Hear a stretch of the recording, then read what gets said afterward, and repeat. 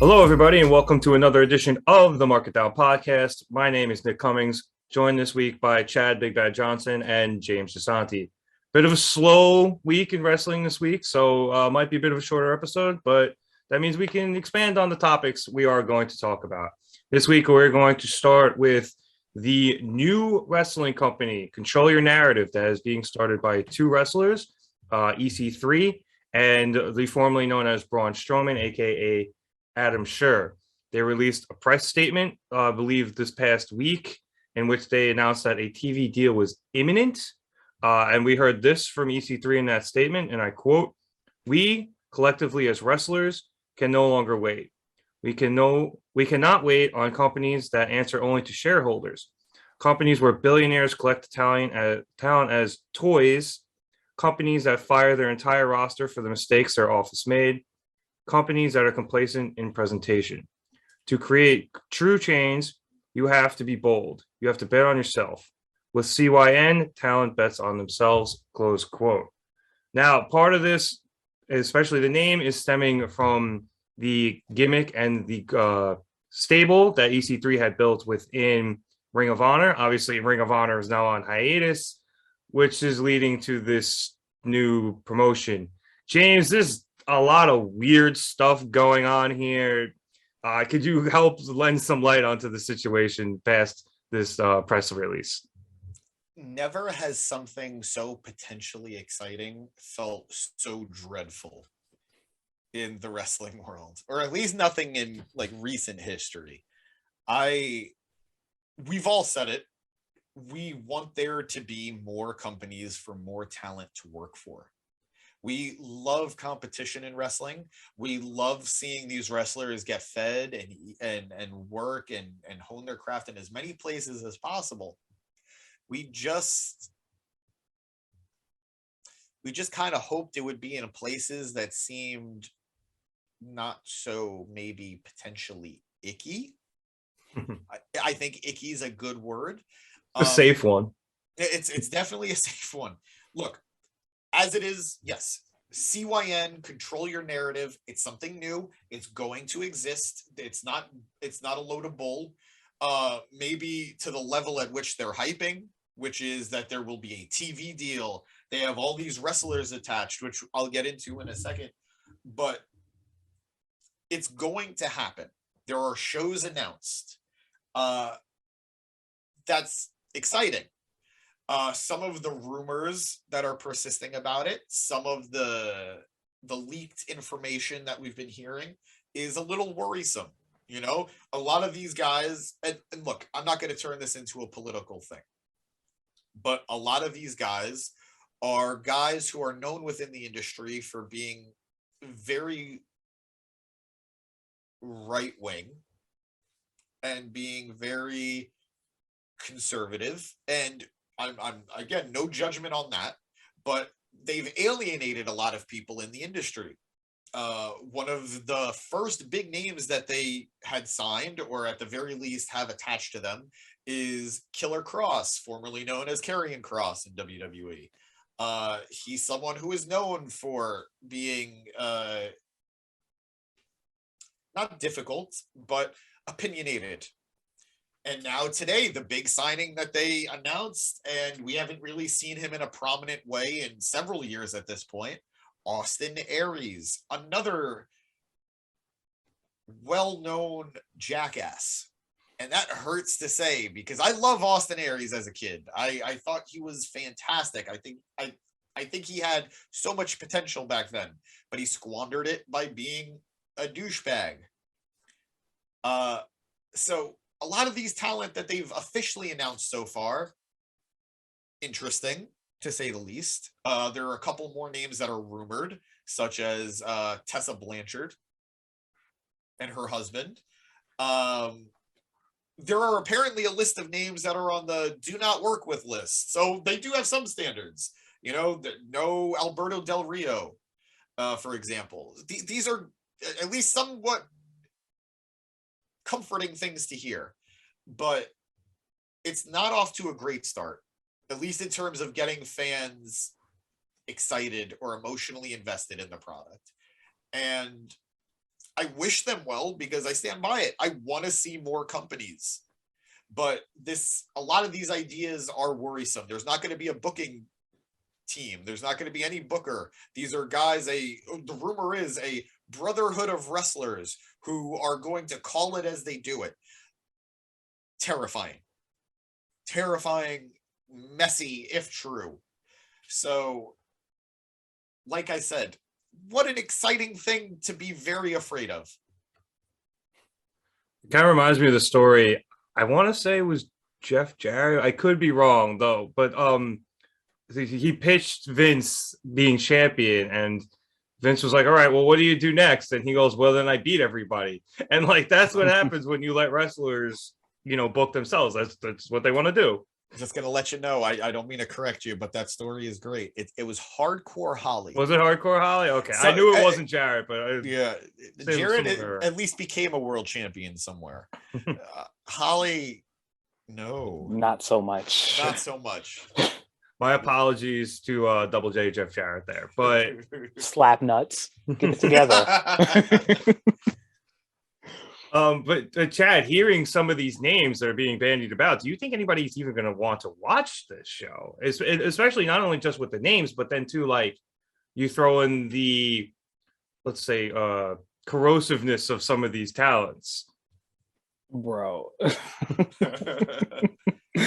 Black Suit Spider-Man is back, guys. In the words of Tony Montana, you need people like me so they can point the fucking finger and say that's the bad guy. I'll be the bad guy. This is going to be a shit show, period. A shit show. Nobody in that company sounds even good enough to want to watch anymore. Sorry. I liked EC3 at NXT. He hasn't elevated. And like you guys said, when you get wrestlers who want to be the head of the company, it doesn't work out the way we exactly want it. Hence Cody. I didn't want to name drop, but sorry. I mean, if we're talking about the biggest failures in making new companies, I'm with James. It's exciting. You want there to be new companies. You want to see people wrestle in all these different avenues and venues. But this does not sound, this doesn't sound elite to me at all. I'm bored to tears just thinking about the talent they have. I never really liked Austin Aries, and I'm so glad I dodged that bullet. I've never been a Braun Strowman guy. I'm absolutely not a Tessa Blanchard fan. Like I said, I like DC3 for 2.5 seconds. Take it or leave it. Sounds underwhelming. Yeah, I think I liked Aries a bit when he was first in NXT, and then he came up on commentary. I believe it was mostly for the 205 stuff when it was still on Raw. And he had the banana in his pocket and was continually talking about his package. Other than that, I didn't see much of him, and he just, everything I've heard, he seems like a bit of a schmuck. Look, he was a very talented wrestler. In his prime, he was a mixture of Bryan Danielson and CM Punk. And he went to he went to TNA and he became champion there, and he became a great champion there. He was an X Division champ, right? And he cashed that in to become champion? Yeah, I think he was the first option C guy. Yeah. To cash in the X Division champion. And also, I think he's the first 2-time Ring of Honor champion, which in itself is very impressive. But years of being difficult have caught up with him, and he's burned a lot of bridges in a lot of places, which is unfortunate when you have that level of talent. To keep it on to the topic of CYN, control your narrative, I'm going to try to have an open mind because, again, this is another avenue for people to work. So far, we've had 4 names: EC3, Adam Scherr, Killer Cross, and Austin Aries. A mixed bag, to say the least, but who knows who else they might get involved. And that's going to hold my interest for now. We'll see. As more announcements come, I'm sure we'll talk about it here on the pod. But I think, Nick, you asked a question. about who is going to be interested in this. Who would this appeal to? I don't think they're right now trying to be an AEW. I don't think they're trying to be a WWE. I think they know that there is a very niche market that they can appeal to. Wrestling is, again, shocker for a lot of people, it is a very liberal audience. It is, it's surprising, I know, but mostly liberals are the voices that you hear attached to wrestling, something I'm grateful for. But there is a market for the conservative viewers, and this is who I think they're going to appeal to. One of the big rumors is that they were aiming to do a lot of shows in Jersey. Now, on one hand, on an optimistic possibility, it's because Jersey's a really good wrestling market. It's a big wrestling state. It's a big wrestling town. The other is that there is a fair number of conservative people in Jersey, and that's probably who they're marketed towards. They're going to be marketed towards. So again, this is a lot of speculation. This is a lot of conjecture. We will see what happens, but all signs are pointing to this. Yeah. It should be noted that towards the end of Wednesday's Dynamite, and about 2 hours before us taping this, there was an anonymous Reddit thread posted to Squared Circle. It had a bunch of claims, including that Brian Cage was a name that could be possibly brought in. There was some of the investors who were mostly right-wing people. I believe one of them was the My Pillow guy. But as of this taping, that thread has not been verified by the mods of Squared Circle. So if you want to go check it out, be my guest. It might change between now and when you're seeing this, but take all that with a grain of salt. We don't really know what's going on here. All we know is EC3 and Adam Scherr creating a new company. They have 2 other people attached. They allegedly have a TV deal, and they apparently have a couple of shows scheduled for, I believe it was March 6th and the 31st. I know the latter was in Dallas. I think the former was in Jersey, like you mentioned, James. So there's not much else to talk about on that. So let's move on here. Shortly after the Elimination Chamber over in Saudi Arabia, it was announced that Bobby Lashley was going to have shoulder surgery. Now, this was more than likely why he was very early taken out of that match. I know a lot of people were initially upset. There was also some speculation he might have had a concussion, but it appears that it was just his shoulder was already banged up and he couldn't complete the match. Now, a couple of unfortunate things stem from this. One, he lost the title without even being able to defend it, which is certainly a shame. And 2, it does not appear he's going to be ready in time for WrestleMania, which would also suck. Now, we've spoken before, Chad, about how poorly the planning and the build for WrestleMania has been. So I'm not even sure what Bobby was planning on doing. But the fact that he isn't going to be there for somebody who's been built up so much over the last few years really sucks. Indeed. When you say the plan for Lashley, I think the plan was always losing. I hate to say it. They've been dicking Bobby around after his reign. I'm not going to make this a race thing, but they've been dicking around quite a few African-American champions. I'll leave it at that.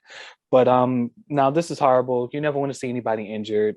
I was looking forward to him being in. James can correct me if I'm wrong. I think this would have been his second actual Elimination Chamber. Yeah. And I was excited for that. I said beforehand, I was like, oh shit, cool. We get to see Bobby defend. But everybody knew that Brock was going to win so that they can U-word this title at WrestleMania, which sucks. This crash course to Mania has been top 5 ridiculous and not in a good way at all. This year has been really draggish, and I don't know. Speedy recovery, Bob. You're going to come back to nothing. I'm sorry. It is what it is. Yeah, no, they're hopping in the fast lane in WrestleMania and then just immediately putting into the wall. They got rid of that pay-per-view, man. I know, but I just wanted to make them making a crash the car joke after Chad made one. Come on, man. Hashtag bring back Armageddon. Yes. Just Yeah. yes. I mean, hashtag bring back all of the old cool pay-per-view names instead of just naming them after the matches. Like, Agreed. bring Also, back No Way Out. Also, You know, yes. not this December to Dismember. That wasn't the best. No. But yeah, James, I mean, you know, Bobby being out is terrible. And I mean, how do you think this affects WWE's plans, or, well, I guess lack thereof? I can't speak to their plans because it's like we said, they were very focused, very tunnel vision on Roman Brock. I don't think there was a reality where Bobby would have been involved in that match, or would have gone into Mania as champion again, which makes it even sadder because last year he came into WrestleMania as champion and he walked out as champion, and now he's not even going to be on the card. That's a bummer. That sucks. And I like Bobby a lot. I know I like Bobby a lot more than other people. And you never want to see anybody injured. And you never want to see anybody miss the big show, especially after he's been so relevant to the show. Yeah, and Chad, like, we don't, like you said, you didn't want to make it a race thing, but I think we got to acknowledge that Brock Lesnar has dethroned every black WWE champion in WWE history. Like, You said it. I think they saw the meme and they were like, fuck it, let's lean into it. Hold my beer. Right? That's my line. I want, I don't know. I wish him a speedy recovery. The interesting thing is on Raw, they hyped up the fact that if Bobby can pass through the concussion protocol, Brock will defend the title against Bobby at their Madison Square Garden house show, which it's a house show. They don't even need to acknowledge it on TV. So That's I don't true. know why they're making this a story. Especially if Bobby's not going to be around. And if Bobby is around, why did they do that bit in the chamber? It's very confusing. I guess on some level you could say that maybe he was protected, but I think he looked bad in that. I would have rather just seen him stripped of the title. So I agree. I think, I mean, number one, you guys knew his shoulder was banged up for how Exactly. long? Why even put him in the position to hot potato this title? The only pro that I could take away from this is that Bobby Lashley is a two-time WWE champion. That's like everything is times two. I like that stat, I guess. But other than that, it's really a shit show. And sorry, Bob. You deserve better.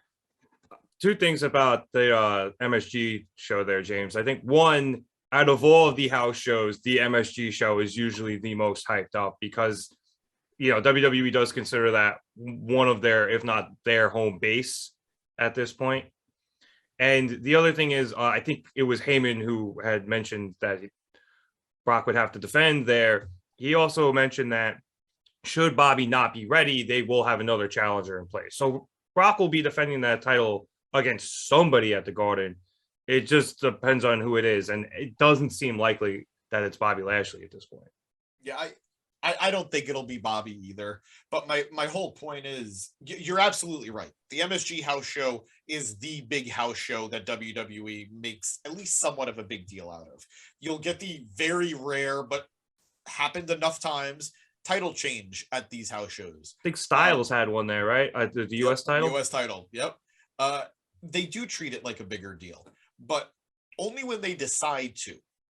So the fact that they're acknowledging a house show on TV means that something interesting might happen at that show.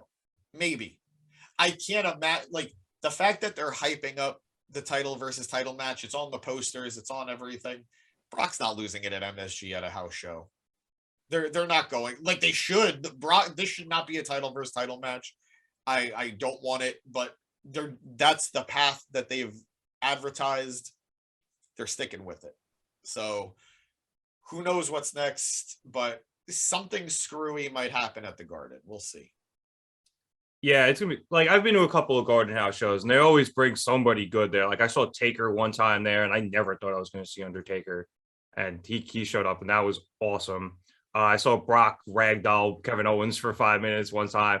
Like somebody big is always there. Cena was another one I saw, but that was still back when like Bray Wyatt was Bray Wyatt. So that was Cena was still in the company, but yeah, I agree. Something's going to happen there. It's just I have no idea what it could be. I mean, at best, like maybe Roman, it shows up unscheduled and, DQs, gets Brock DQ'd, so he loses, but he keeps the titles and it just kicks the shit out of him so that, Roman can still go after his title, but he's like now kind of hurt or something, like kayfabe.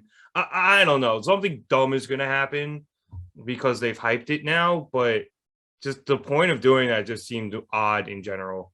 And I don't know if that's stemming from Lashley getting hurt or this was the plan all along. But I as we said, I don't think they have a fucking plan. So for all we know, Heyman just went out there and said that, and he wasn't supposed to. Like, or not wasn't supposed to, but you know what I mean. It's Heyman. He kind of does what he wants at this point. All right. Well, moving on here. We're going to talk a bit about what happened in the past week in Impact because James has been nonstop talking about it, and it's all he wants to do. So at the most recent pay-per-view, which I believe was No Surrender, James, yes, nailed it. I'm so proud of you. We're doing good. I did an Impact review, so I got this. Yeah. So at that pay-per-view, the Good Brothers defended their Impact Tag Team Championships against Guerrillas of Destiny of Bullet Club, which resulted in Jay White costing Guerrillas of Destiny the titles, throwing them out of Bullet Club, and having the Good Brothers rejoin Bullet Club because it is faux life. So, James, this has wide-reaching effects, not just in Impact, but in New Japan and in AEW and wherever the hell else Bullet Club is going to show up. Because Jay White cut a very strong promo about how he was going to build the strongest Bullet Club in all of those companies. I think we're going to see a little bit of a resurgence with Bullet Club. And I'm very excited for that because Bullet Club was something that in the 2010s, that decade, which sounds so weird to say we're not a part of anymore, they revitalized a lot of people's interest in wrestling. The elite version of Bullet Club was something that got a lot of people into New Japan, and that led to the excitement for AEW. But due to the pandemic, unfortunately, we did see a decline in Bullet Club allure. The booking has not been great in New Japan as of late. It's not terrible, but it's not the strength that it was a few years ago.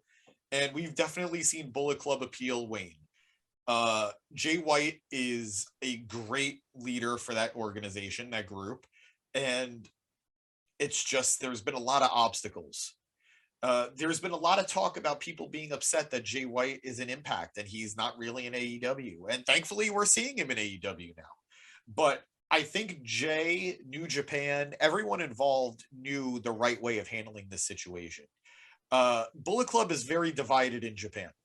We have Jay White's main group, and we have Evil, capital Evil, like capital E, capital V, capital I, capital L, Evil, with his subgroup in Bullet Club called House of Torture. And Bullet Club hasn't felt right since House of Torture formed. Jay has been very paranoid about what this means for his position in Bullet Club. And all in the background, you have the constantly grumpy Tama Tonga and the Guerrillas of Destiny, who, if for those who need a little bit of a history lesson, Tama Tonga is a day one Bullet Club member. He was there from the get-go, along with Finn Balor, Bad Luck Fale, Carl Anderson of the Good Brothers, and there is Tama Tonga. To see all this unfold, it's a big deal. We're seeing a legit OG being kicked out of the group. we're seeing Jay White take advantage of the fact that he's all over the place and he's recruiting all over the place. We've had Chris Bay, an impact only superstar. You haven't really seen him in other places, be Jay's handpicked guy to be part of the Bullet Club here in America. We did the old switcheroo where we got rid of the Gorillas of Destiny and we replaced them with the Good Brothers, who have been very conspicuously absent from AEW for a while now. I think we're going to see Jay White recruit a member or two into Bullet Club from AEW, and we're going to see a cross-promotion Bullet Club. That's never been done before. They've had that Ring of Honor New Japan alliance, and there were guys in Bullet Club that were only from Ring of Honor, but you knew there was that partnership between the two companies. This feels weirdly bigger. This feels weirdly wider, and I'm very excited for this new era. Yeah, Jay is being presented as such an interesting character to me. I was reading a lot of Reddit threads about this when it happened because it was really cool and interesting to me, especially because I know Tama is an OG Bullet Club member. Like you said, a day one guy, like when Finn, or at the time Prince Devitt, formed the faction, excuse me. So, and I was reading about how Jay White, he's not even a step ahead. Like he's an entire block ahead. Like he's so far ahead of planning wise of where everybody else is. And he could see that Tama is a guy who was not really enjoying Jay as the leader of Bullet Club, and that he might perhaps think about trying to take over Jay's spot, being an OG and not liking the direction of where Jay was going. So Jay pulled the plug on them and replaced them with two guys who were very comfortable being below Jay White and don't have the necessarily have the aspirations to take over Bullet Club. It is just brilliant work and writing. And Chad, Jay White just continues to be one of, I think, smartest booked wrestlers in terms of he just looks like the smartest guy in the room at all times. I am not as familiar with Jay White as you guys are, but I have seen, the subtle details, and I saw the, I guess we'd say, soft debut of him on AEW, since he hasn't really, debuted. And that has led me to believe that, like you guys said, it's going to be a slow burn, and there's something there that's going to be really big when it gets to that. If it's Bullet Club, I'm all for it because I'm a Bullet Club fan from what I know of the Bullet Club. Shout out to Fergal Devitt. Fergal. but yeah, I'm just excited. I'm excited to see. He has a great look. I've seen a few promos, so I know he's good on promos. You guys say he's smart with his booking and personality, so I'm all for it. I'm ready to see everything. What did the Good Brothers used to call him, James? Was it Big Dick Hoot? Who, Finn? Yeah.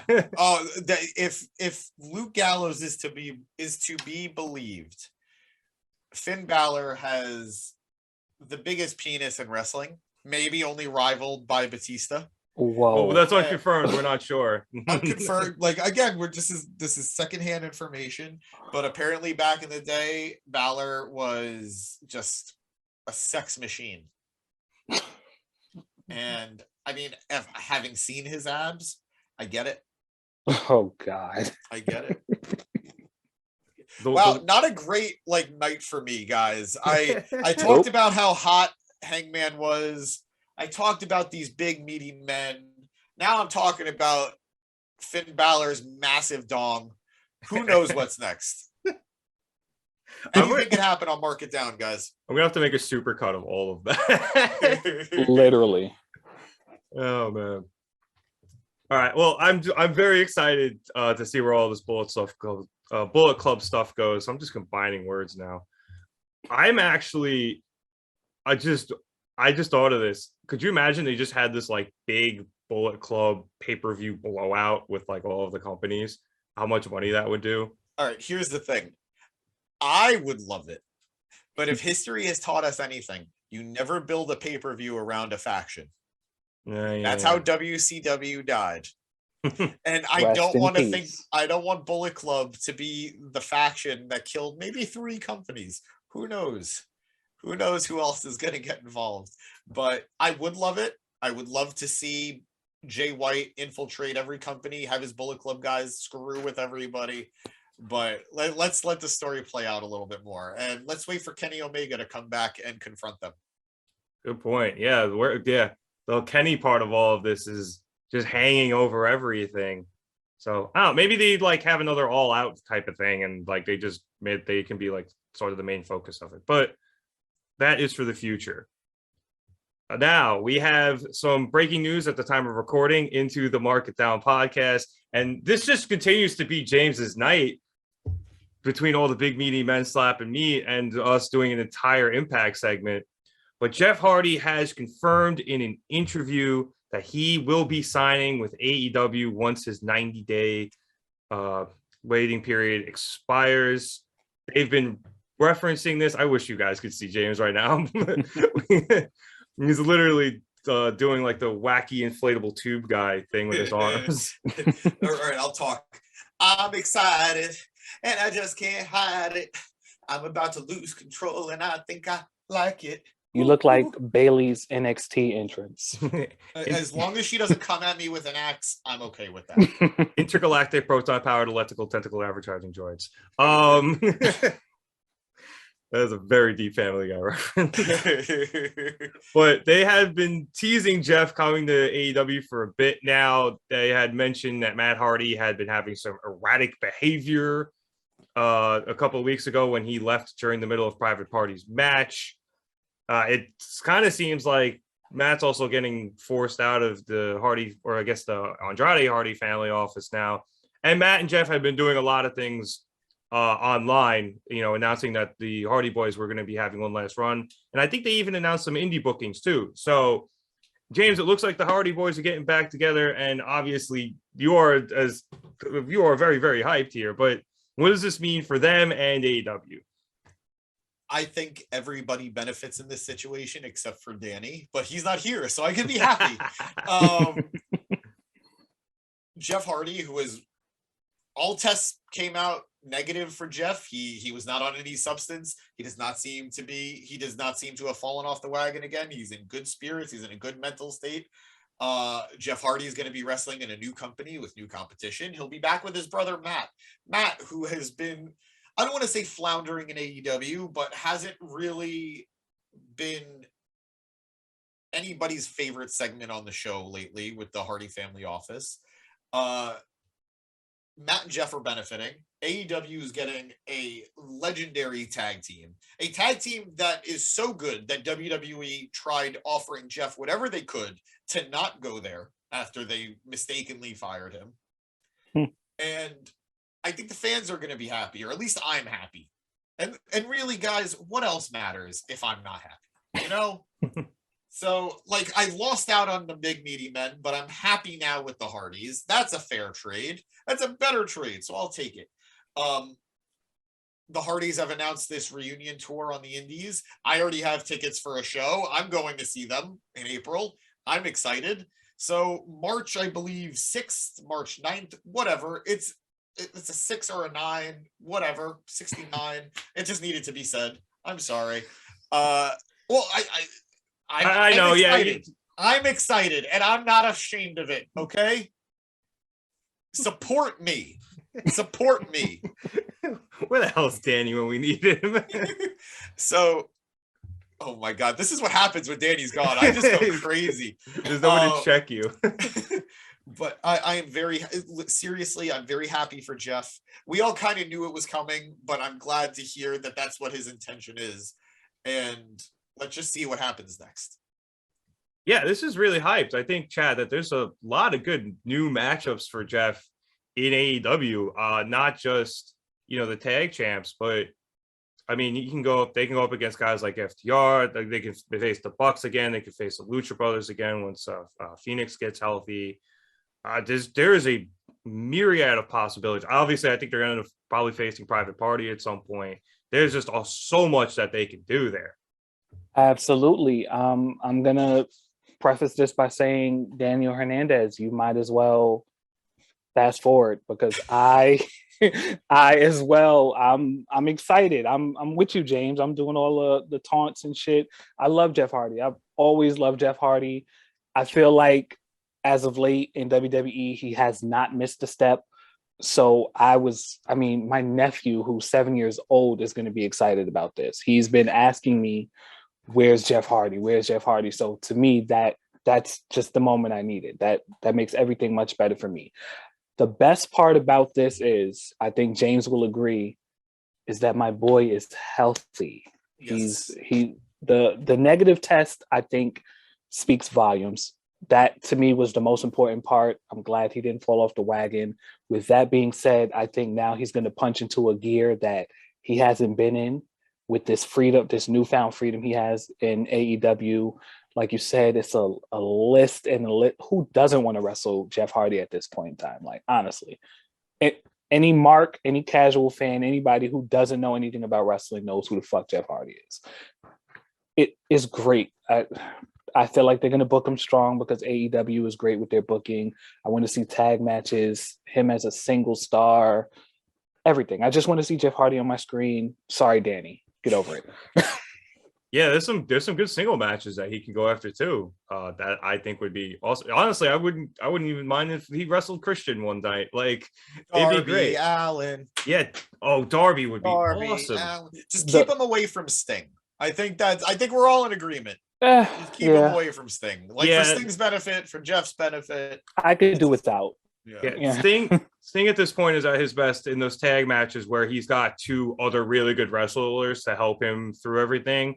And I think just at where Jeff and Matt are in their careers, they're not exactly the guys to help carry him through a match. But no, I'm not saying that as a knock. I'm just saying, like, you know what I mean. I get you. But I don't like it, but three older gentlemen in a ring together aren't exactly going to put on, a 5-star classic. True. But I'm also holding out.